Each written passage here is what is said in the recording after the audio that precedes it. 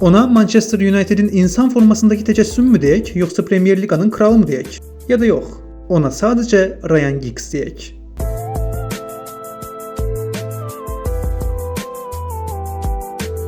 Peşəkar reqbi oyuncusu Danny Wilson'ın oğludur Ryan Giggs. Həyat onun üçün 1973-cü ildə Cardiffdə başlayır. 6 yaşında gəldiyi Manchester'ın əvvəl mavi tərəfində yer alsa da, sonradan Sir Alex Ferguson'ın dəvəti ilə United'ə qoşulur və 27 il davam edəcək möhtəşəm nağıl yazılmağa başlayır.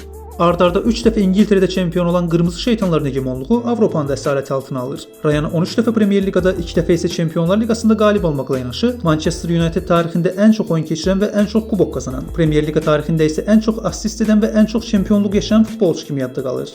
Gəl ki, insan oynayacağı klubu seçmə ixtiyarında olsa da, doğulduğu ölkəni seçmək üçün bir imkana sahib deyil. 16 il Wales millisində oynamağına rəğmən onun kimi bir əfsanə heç vaxt Avropa və dünya çempionatlarında bir dəfə də olsun iştirak edə bilmir. 14 yaşında çıxdığı Old Trafford səhnəsindən 41 yaşında enməyə qərarı alır Giggs. Amma təkcə Manchester'la yox, futbolla da vidalaşır. Sol cinah winger kimi başlayıb yarım müdafiəçi kimi davam etdiyi bu səyahətdən geriyə qalanlarsa 1000-dən çox oyun, 31 kubok və silinməyəcək uğurlar olur.